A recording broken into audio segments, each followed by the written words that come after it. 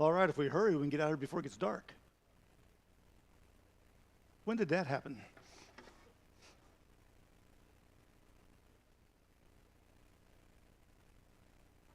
Ethan says, we're good. We're good. So if you would, go ahead and look at the handout. Let's do our little bit of catch-up work, just to remind us where we are in the text. Having finished chapter 11 now, so looking back at it, complaints were what marked the beginning of the journey to the promised land, right? As soon as they left, the picture is, they start complaining. The majority of the Israelites were upset about their situation. Oh, it's just so tough here. It was so much easier when we were slaves. Yeah, right. So the majority just complaining in general. The manna that God was providing seemed to be the problem that was identified by the ones he calls the rabble, potentially those who were non-Jewish in the crowd. And then, of course, Moses then spoke to the Lord about the people. We could almost accuse him of whining. And then, having heard Moses' prayer, God graciously responds. Sort of. And the sort of is to the graciously. The guess is graciously. He could have killed them all, but he didn't. What he did do was, if you remember from chapter 11, is he gave the people all the meat they could eat. To the point he said it'd be coming out of your noses. And then he gave Moses all the assistance he needed.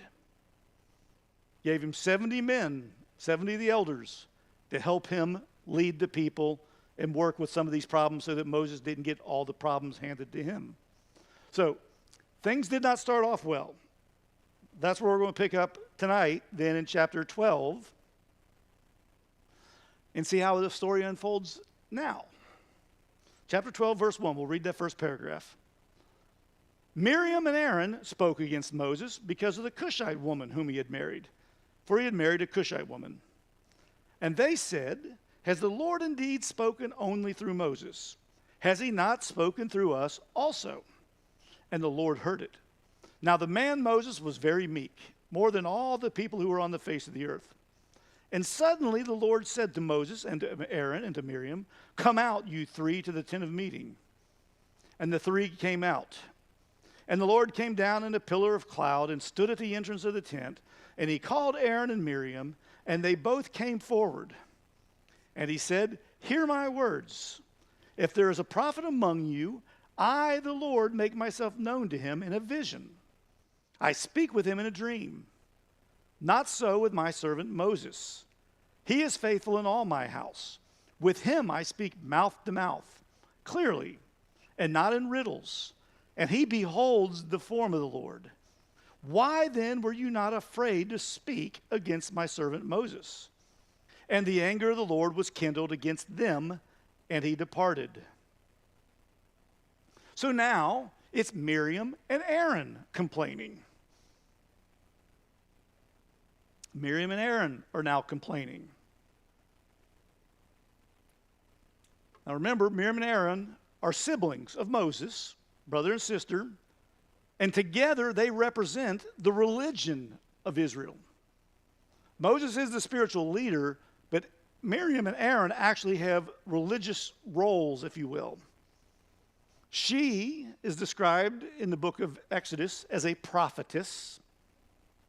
So she's a prophetess, so she speaks for the Lord boldly. And of course, Aaron was a priest. So one speaks for the Lord and the other one brings people to the Lord. And the problem they voice, the complaint they air, is Moses' wife from Cush. Now, Cush is in modern-day Ethiopia. It's at the farthest end of what they call the Upper Nile. The Nile is considered Upper Nile and Lower Nile. Upper Nile is in Ethiopia, Lower Nile is in Egypt. So they're complaining about this wife. What's not clear is if this is Zipporah, the wife we've been introduced to already back in Exodus, or if this is a second wife. Did he get married to somebody else? Did something happen to Zipporah? None of that is explained in the text. So we're just kind of left wondering, who is this person? Verse 2, however, makes it clear real quick. The complaint about Moses' wife was just a distraction. It's what one commentator I read said it was a smokescreen. They wanted to complain about Moses, and so they went after his wife. Because what they're really doing, according to verse 2, is they're questioning Moses' role as the mediator. They're questioning his role as a mediator. They're challenging this unique role, because he's the only one who has this role, in speaking to and for God. Who died and left him boss, is kind of what they're saying. And just like it happened in chapter 11, now chapter 12, God heard them too. So they're not going to get away with it. It's a good thing God heard them, because verse 3 says, Moses was meek. Now, meekness is not weakness. When you look it up in the dictionary, all kinds of little definitions come up, but the one that's commonly in all the different dictionaries is it's the idea of humility. Humility. It's not weakness, it's humility. It's the person who could fight back, who chooses not to fight back on their own behalf. And so the picture is, apparently here in verse 3, Moses didn't defend himself against the two. He just let them voice their complaints.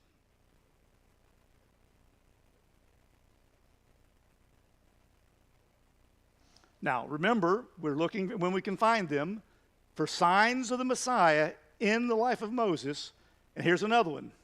Like Moses, Jesus was meek.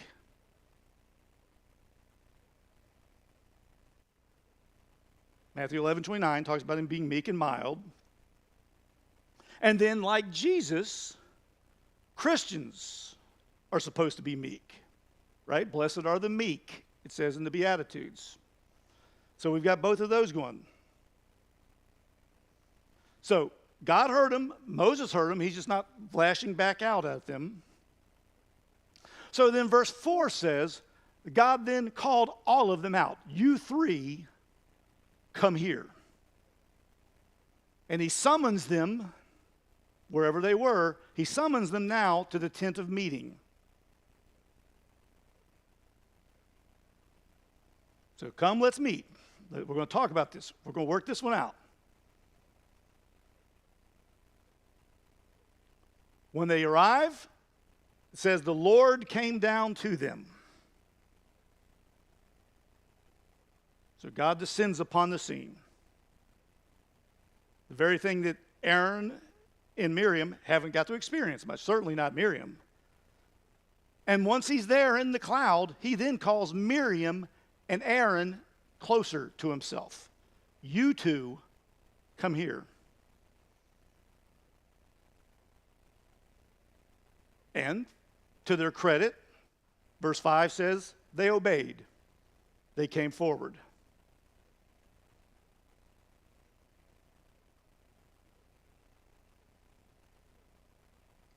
Then he says, all right, you two, you think you're special. One of you is a prophetess, one of you is a priest. He says, remember that when I speak to prophets, I always speak through a mediator. I never speak directly to the prophet. I speak to the prophet through a mediator. Dreams is the illustration that he uses. I speak to him in dreams.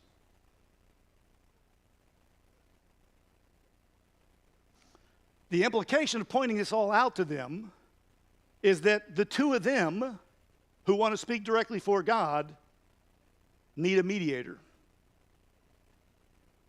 So they want to be in charge, and God's saying you can't be because you need somebody else over you. And the perfect picture of that is then in verse 7, when God says Moses communicates with God in a different way. Moses doesn't get dreams and visions. And this is because, according to the same verse, God considered Moses to be faithful in his house. So at this point, Moses is still in good shape. We know the rest of the story. He doesn't end well, but right now he's good. But one thing I want you to notice in verse 7, as we think about the whole Old Testament as a book, as a unit, is that he's faithful in God's house. Notice, God, according to verse 7, already has a house. And I say that because remember, what does David want to build later? A house. And what does God tell David? It's not for you to build me a house. And so in one sense, David wants to do something that's already in existence. The reason I bring that up is those future references from people like David wanting to build a house assume that those references to a house for God are about the temple, a building, an enclosure, a structure. But if Moses is already faithful in the house, and they've only had the tabernacle for a short time, clearly God has something different in mind when he says, Moses is faithful in my house.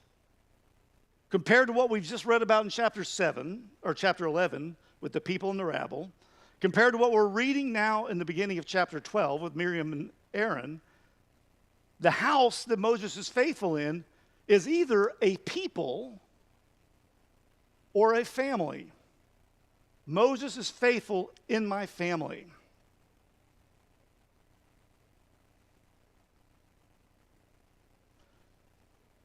And so, big picture, he's thinking about your household, not your place that you dwell, but your family, my house, all those in my house. So Moses is automatically different already than these other folks. Then verse 8 spells it out even further.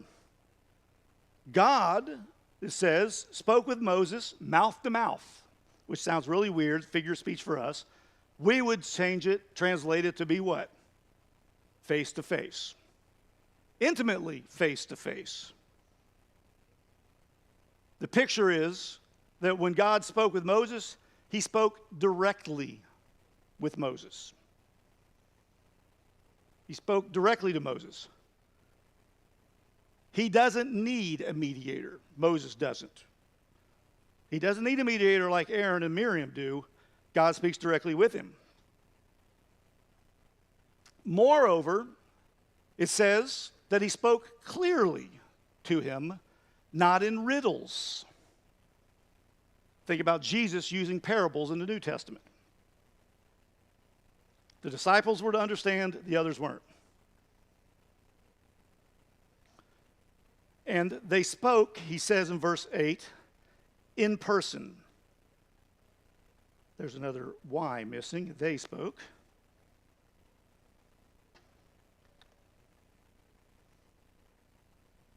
And so what God does after informing Aaron and Miriam of this is he questions their arrogance in speaking against Moses. What kind of arrogant people are you to think you have any right to question any of this? And then verse 9, we've all experienced it. The longer God talks, anger overcomes him. God's getting angrier and angrier. And then, as an act of mercy, God leaves. The reason that's an act of mercy is, what could he have done? He could have killed them, and he chose not to.